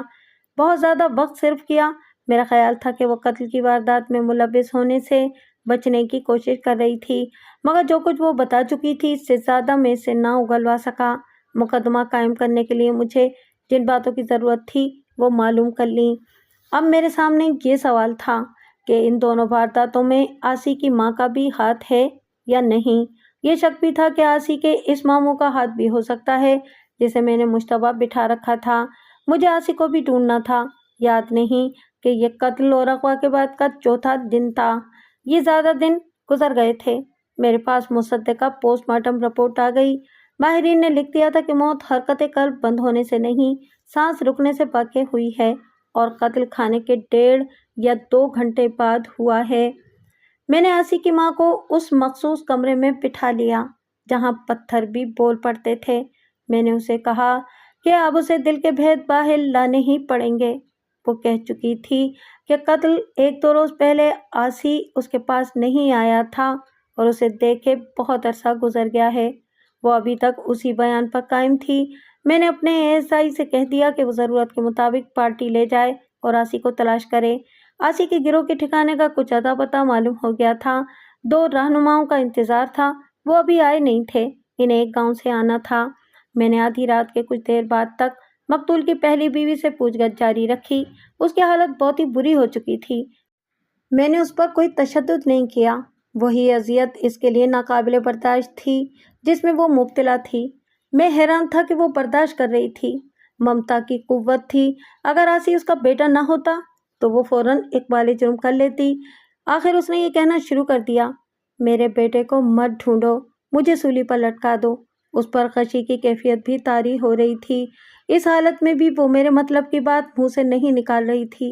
میری اپنی حالت بگڑ رہی تھی۔ تھکن نے جسم اور دماغ کو بیکار کر دیا تھا۔ میں نے اسے اسی کمرے میں سونے کو کہا اور ایک کانسٹیبل کو پہرے پر کھڑا کر دیا۔ ابھی میں اسے حوالات میں بند نہیں کرنا چاہتا تھا۔ میں گھر جا کر سو گیا۔ اگلے روز دفتر میں پہنچا۔ ASI اپنی پارٹی کے ساتھ روانہ ہونے والا تھا۔ دونوں رہنما رات کو ہی آ گئے تھے۔ میں اس پارٹی کو ہدایات دے ہی رہا تھا کہ ایک جوان آدمی برآمدے میں داخل ہوا۔ جسم بھرا بھرا تھا اور چہرہ بتاتا تھا کہ وہ کوئی شریف آدمی نہیں۔ وہ مجھ سے مخاطب ہو کر بولا، میری ماں کو چھوڑ دو اور مجھے گرفتار کر لو۔ تم نے مجھے گرفتار کرنے کا بڑا اچھا طریقہ اختیار کیا ہے۔ اگر تم میری ماں کو تھانے نہ بلاتے تو تم سب میری گرد کو بھی نہ دیکھ سکتے۔ تم آسی ہو؟ میں نے پوچھا۔ ہاں میں آسی ہوں، اس نے جواب دیا۔ اپنے سوتیلے باپ کو میں نے قتل کیا ہے اور اس کی نئی بیوی کی لاش سنبھال کر رکھ آیا ہوں۔ میری ماں کو میرے سامنے رہا کر دو ورنہ تمہارے ہاتھوں مر جاؤں گا، بتاؤں گا کچھ بھی نہیں۔ میں اسے اپنے دفتر میں لے گیا، بٹھایا اور اسے کہا کہ میں نے اس کی ماں کو شک میں روکا ہوا ہے۔ اس نے کہا کہ میں تمہارے تمام شکوک رفع کر دوں گا، میری ماں کو چھوڑ دو۔ میں نے اس کی ماں کو بلوایا، وہ آئی تو اپنے بیٹے کے ساتھ لپٹ گئی۔ آسی نے کہا تم گھر جاؤ امی، میں تمہیں چھڑانے آیا ہوں۔ میں نے دخل اندازی نہ کی، ماں بھاگ کر کہاں جا سکتی تھی؟ وہ وہاں سے جا ہی نہیں رہی تھی، کہتی تھی کہ بیٹے کے ساتھ جاؤں گی۔ میں نے اسی بہانے سے اسے دوسرے کمرے میں بٹھا دیا۔ آسی نے مجھے کہا تم نے میرے ایک ماموں کو بھی بٹھا رکھا ہے، اسے بھی چھوڑ دو، وہ تو بغیرت و بزدل آدمی ہے، وہ کسی کو کیا قتل کرے گا، اسے بھی بلاؤ۔ سنو آسی، میں نے اس کی آنکھوں میں آنکھیں ڈال کر کہا، پولیس کپتان بننے کی کوشش نہ کرو، مجھ پر حکم چلانے آئے ہو؟ میری ماں کو چھوڑ دو، میرے ماموں کو چھوڑ دو۔ تم تھانے میں بیٹھے ہو، کہاں کے استاد ہو؟ میں تمہاری ماں کو حوالات میں بند کروں گا۔ شبو پہلے ہی میرے پاس ہے، تمہارے خلاف شہادت مکمل ہے، یہ دونوں وارداتیں تمہاری ماں نے تم سے کرائی ہیں۔ تم مجھے کچھ بھی نہ بتاؤ، تم اس وقت نہ آتے تو کل اس وقت ہتھ کڑیوں میں بندھے ہوئے میرے پاس آ جاتے۔ تمہاری ماں کو تمہیں عمر قید دلاؤں گا۔ میں نے دانستہ اس کی ماں پر زور دے رہا تھا۔ میں جان گیا تھا کہ یہ شخص اپنی ماں کو چھڑانے کے لیے خود ہی اقبال جرم کرنے آ گیا ہے۔ مجھے بتایا گیا تھا کہ وہ اپنی ماں کی پوجا کرتا ہے، اپنی ماں کی خاطر وہ اپنے آپ کو پھانسی چڑھوانے کے لیے آ گیا تھا۔ تھوڑی دیر بعد اس نے اقبالی بیان لکھوانا شروع کر دیا۔ اس نے اپنے بچپن کے وہی حالات سنائے جو میں آپ کو سنا چکا ہوں۔ ستیلے باپ نے اس پر جو ظلم کیے وہ بھی میں آپ کو سنا چکا ہوں۔ اس شخص کے خلاف آسی کے دل میں اتنی نفرت پیدا ہو گئی تھی کہ اسے وہ قتل کرنا چاہتا تھا۔ اسی کے مظالم نے اسے گھر سے بھگایا تھا۔ وہ پہلے آوارہ لڑکوں کے ساتھ اٹھتا بیٹھتا رہا، پھر وہ جواریوں کی منڈلی میں آ گیا اور وہاں سے وہ رہزنوں اور ڈکیتوں کے ایک گروہ میں جا شامل ہوا۔ شہر میں وہ کبھی کبھار آیا کرتا تھا، وہ صرف ماں سے ملنے آتا تھا۔ اس دوران ستیلے باپ کے ساتھ اس کی جھڑپ بھی ہوئی۔ اس نے کہا کہ دنیا میں صرف ماں ہے جسے میں خدا اور رسول صلی اللہ علیہ وآلہ وسلم کے بعد درجہ دیتا ہوں۔ ستیلا باپ واحد انسان تھا جسے میں حقارت کی نظر سے دیکھتا تھا اور دنیا کا کوئی انسان مجھے برا نہیں لگتا۔ اس نے اپنی کسی واردات کا ذکر نہیں کیا، اپنے گروہ کی نشاندہی نہ کی، اس کی سرگرمیاں بھی نہ بتائیں۔ اس نے کہا کہ وہ 1.5-2 مہینے گزرے ماں سے ملنے آیا تو ماں نے اسے بتایا کہ اس کا ستیلا باپ دوسری شادی کر رہا ہے۔ آسی کو بہت غصہ آیا، وہ ستیلے باپ سے ملا اور اسے شادی سے روکا، پھر اسے دھمکی بھی دی۔ آخر ستیلے باپ نے دوسری شادی کر لی۔ آسی شادی کے بعد ماں کو دیکھنے آیا تو ماں رو پڑی۔ یہ آسی کی برداشت سے باہر تھا۔ اس نے نئی بیوی کو بھی دھمکی دی۔ ماں نے اسے کہا تھا کہ اس کے ستیلے باپ نے اس کی مرضی سے شادی کی ہے اور ماں کو کوئی شکایت نہیں، لیکن آسی کے دل میں ماں کے آنسو بیٹھ گئے تھے۔ اس نے قتل کی اسکیم اسی وقت بنانی شروع کر دی تھی۔ اس نے کئی طریقے سوچے مگر کامیاب ہوتا کوئی بھی نظر نہیں آیا تھا۔ کسی کی معرفت اس کی ملاقات شبو سے ہو گئی۔ شبو بھی جرائم پیشہ لوگوں کی پراسرار دنیا سے تعلق رکھتی تھی۔ شبو کے متعلق اسے بتایا گیا کہ اپنے اندھے خامند اور بچوں کے لیے پاپڑ بیل رہی ہے۔ آسی کو شبو اچھی لگی۔ قتل سے 2-3 روز پہلے آسی پھر شہر آیا، ماں کے پاس گیا۔ باتوں باتوں میں ماں نے اسے بتایا کہ فلاں رات وہ فلاں گھر شادی پر جا رہی ہے۔ دوسری بیوی کے متعلق اسے پتہ چلا کہ اپنے میکے گئی ہوئی ہے۔ آسی کو اتنی خوشی ہوئی جیسے وہ اسی رات کے انتظار میں تھا۔ وہ اپنے استاد کے پاس گیا اور اسے بتایا کہ یہ حالات ہیں اور وہ اپنے ستیلے باپ کو قتل کرنا چاہتا ہے۔ استاد نے اس کی ساری کہانی سن کر ایک تو اسے قتل کا طریقہ بتایا اور یہ مشورہ بھی دیا کہ دوسری بیوی کو اگر غائب کر سکو تو لوگ اور پولیس یہ یقین کر لیں گے کہ دوسری بیوی اپنے بوڑھے خامند کو قتل کر کے یا کرا کے اپنے کسی دوست کے ساتھ بھاگ گئی ہے۔ آسی کو یہ مشورہ بہت پسند آیا اور وہ اگلے روز شہر میں آیا، شبو سے ملا، اس کے ساتھ یہ اسکیم بنائی کہ وہ نئی بیوی کو شام کے بعد گھر سے باہر لے آئے۔ اس نے شبو کو کچھ نقد رقم دی اور باقی رقم بعد میں دینے کا وعدہ کیا۔ شبو نے یہ کمال کر دکھایا۔ آسی نے اسے بتایا تھا کہ آج رات اس کی ماں شادی کی کسی رسم پر جا رہی ہے اور اس کا ستیلا باپ صحن میں اکیلا سویا ہوا ہوگا۔ آسی نے اپنے گروہ کے ایک ہوشیار دوست کو ساتھ لیا اور اسے یہ اسکیم بتائی۔ اس کا دوست تیار ہو گیا۔ اسے آسی نے لڑکی کے اغوا کا کام دیا اور اسے بتایا کہ کہاں گھات لگانی ہے۔ قصبے کا معاملہ تھا، लोग जल्दी सो जाते थे। आबादी की ये भरमार नहीं थी जो आज है। शब्बो ने उसे बताया कि वो दूसरी बीवी को पैगाम दे आई है। शाम के बाद आसी ने एक जगह छुपकर देखा। उसे अपनी माँ शादी वाले घर जाती नजर आई। थोड़ी देर बाद उसने घर के बाहर वाले दरवाजे पर हाथ रखा। दरवाजा अंदर से बंद था। वो बाहर वाली दीवार की तरफ गया। मेरे पूछने पर उसने बताया कि उस वक्त वो चर्च वाला सिगरेट पी रहा था। गलियां सुनसान पड़ी थीं। वो घूमकर दूसरी तरफ गया। सिगरेट दीवार के साथ बुझाकर फेंक दिया। जूते उतारे और दीवार पर पाँव जमाकर चढ़ गया। सर ऊपर करके उसने सहन में देखा। उसका सौतेला बाप सोया हुआ था। आसी दीवार से कूदा नहीं ताकि आवाज पैदा न हो। वो पाँव जमाकर दीवार से उतरा। सोए हुए सौतेले बाप के सिरहाने की तरफ जाकर उसने साथ वाली चारपाई से तकिया उठाया और सौतेले बाप के मुंह पर रखकर ऊपर इस तरह बैठ गया कि दोनों घुटने तकिए के ऊपर रखे और हाथ अपने शिकार के सीने पर रखकर जिस्म का पूरा वजन डाल दिया। मकतूल बहुत तड़पा। वो जब बेहिस हो गया तो आसी ने उसकी नब्ज और दिल की हरकत देखी, ये यकीन करके कि वो मर गया है। उसने दरवाज़ा खोला और बाहर निकल गया। घूमकर वो फिर दीवार की तरफ गया। जूते पहने और बहुत तेज तेज चलता बरसाती नाले के पार दूसरी बीवी की आबादी में आ गया। इस लड़की की किस्मत बहुत ही बुरी थी। वो शाम होते ही घर से निकलने की बजाय और देर से निकली। इत्तेफाक देखें कि वो उस वक्त उस जगह पहुंची जहां उसे अगवा होना था जब आसी भी पहुंच चुका था। आसी ने लड़की पर खेस फेंका और फिर उसके मुंह पर हाथ रखा और अपने साथी के साथ मिलकर उन्होंने लड़की को उठा लिया। आबादी से दूर जाकर उन्होंने लड़की को चलने पर मजबूर किया। सुबह तक वो लड़की को अपने खुफिया ठिकाने तक पहुंचा चुके थे। आसी को अपनी माँ के मुतालिक फिक्र थी। वो अगले शाम शहर में आया और पुलिस की सरगर्मी देखता रहा। उसने एक मुखबिर को भी इस्तेमाल किया था। फिर उसे पता चला कि उसकी माँ को थाने बुलाया गया है। उसने थाने पर नजर रखी। मेरे किसी मुखबिर ने उसे बताया था कि उसकी माँ को शक में हिरासत में ले लिया गया है और थानेदार कहता है कि खामिद को इस औरत ने कत्ल किया है। उसने किसी की मारिफत मेरे किसी कांस्टेबल से माँ के मुतालिक पता कराया। कांस्टेबल ने उसे बताया कि उसकी माँ अब बच नहीं सकती। वो तफ्तीश के कमरे में है और बहुत बुरी हालत में है। आसी ने रात के वक्त लड़की का गला घोंटकर उसे मार दिया और एक खो में लाश रखकर आगे खारदार झाड़ियाँ और दरख्तों की टहनियाँ रख दी। सुबह वो मेरे पास पहुंच गया। मैंने उसे गिरफ्तार कर लिया।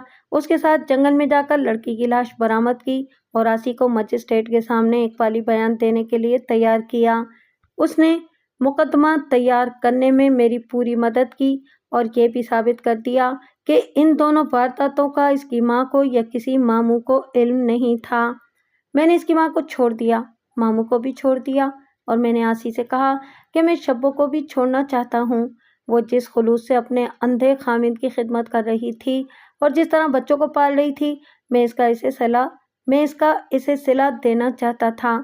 आसी बहुत खुश हुआ।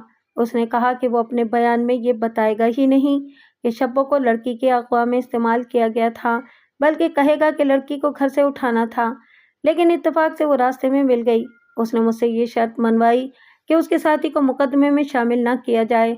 उसने अदालत में जाकर भी मुझे परेशान न किया। सेशन कोर्ट ने उसे सजाए मौत सुनाई, जो अपील में भी बरकरार रही और एक सुबह आसी को फांसी चढ़ा दिया गया।